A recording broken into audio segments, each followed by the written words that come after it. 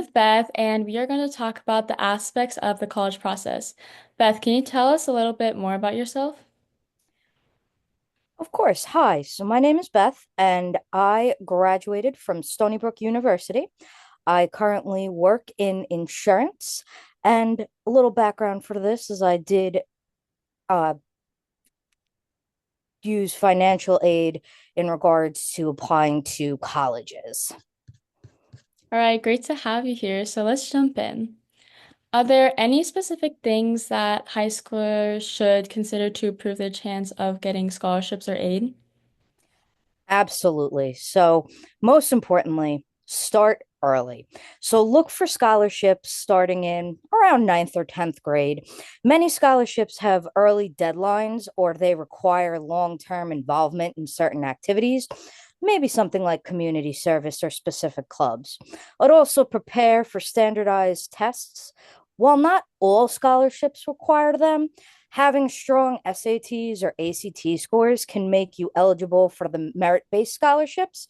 And some students even take these tests in 10th or 11th grade. This way, you can always retake some if you need to. Yeah, these things are crucial for a rising senior to apply for financial aid, and doing it early is definitely going to make the process easier. Can you expand more on the specific courses one should take to improve their chances of a scholarship? Absolutely. So, for example, merit based, you do want to take either AP classes, IB classes, or honor classes based on what your high school offers. And in those, always make sure as well to get top grades. This way, they are better looked at by each college. Does one need to apply financial aid before joining college or after joining college? So, for that, typically is before joining college. Financial aid is typically awarded based on your application, and you're going to want to know what kind of assistance you're going to be eligible for before making any financial decisions about attending any specific colleges. For example, FAFSA for US colleges, you'll need to fill out the FAFSA, which opens typically in October each year. It's used to determine your eligibility for federal, state, and some institutional financial aids. Now, there are also different college specific forms. So, some schools do actually offer their own financial aid applications, such as a CSS profile or other specific institutional forms. And always watch your deadlines. Deadlines are very important and they vary by school, but many schools have deadlines in fall or winter before you start the fall semester. And if you do miss these, you might miss out on certain types of aid. Do students have to reapply every year for scholarships or financial aid? So it does depend on the scholarship or financial aid program. So, for example, for FAFSA, you do need to reapply every year through the FAFSA system, and your eligibility for the federal financial aid, such as grants or loans, is released or excuse me, I'm sorry, is reassessed annually to make sure that you do still qualify. Now, there's also state aid. Many states have their own financial aid programs, and some require new applications each year, which may be done as well through the FAFSA or on separate state specific sites. And as for any institutional aid scholarships, those can be specific to the colleges or universities. So always do your research on where you would like to go and see what you can pull from them. Yeah. Do athletes need to maintain their performance levels to retain their scholarships? So, yes, typically athletes need to maintain certain performance levels to retain their scholarships. College sports programs often have specific academic and athletic performance requirements to keep these scholarships and to be able to continue being funded. There is typically a minimum GPA. and each is specific to the school and the program. So always keep your eyes on those. They must also, though, meet performance expectations.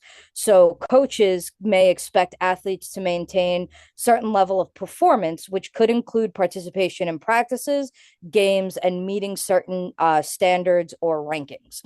And also stay in good standing with the team. This includes adhering to team rules and demonstrating good behavior both on and off the field. Can you give your insights on the topics of loans and merit-based scholarships? Absolutely. So the loans, there are different types of loans to be able to obtain. Of course, federal student loans.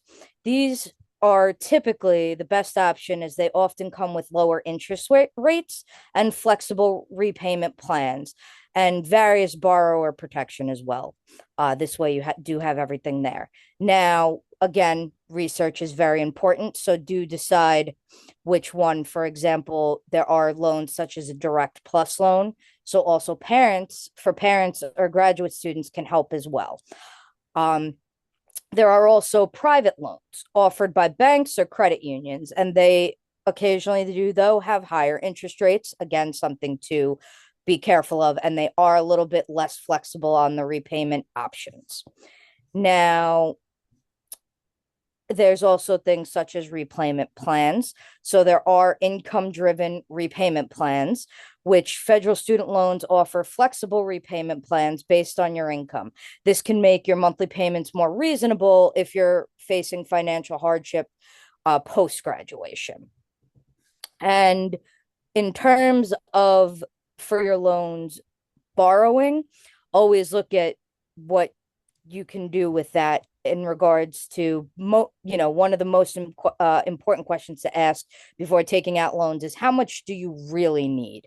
So try to avoid borrowing more than what you need, and even though you can use the payments for tuition fees and living expenses, you don't want to bite off more than you can chew in regards to that. Now, as for the merit scholarships, there are different types. So one is an academic scholarship awarded based on high grades, standardized testing scores like the ACTs or SATs, and overall academic achievement. Schools and external organizations may offer these. Now, there's also those athletic scholarships. Those are given to students who excel in particular sports. Colleges offer recruitments to these athletes. There's also talent-based scholarships for students with special talents in an area like music or theater or art or writing. And also some in leadership and community. So given to students who demonstrate leadership school skills who have been heavily involved in community service. A little bit of what you can do is you can look to apply to certain merit-based scholarships.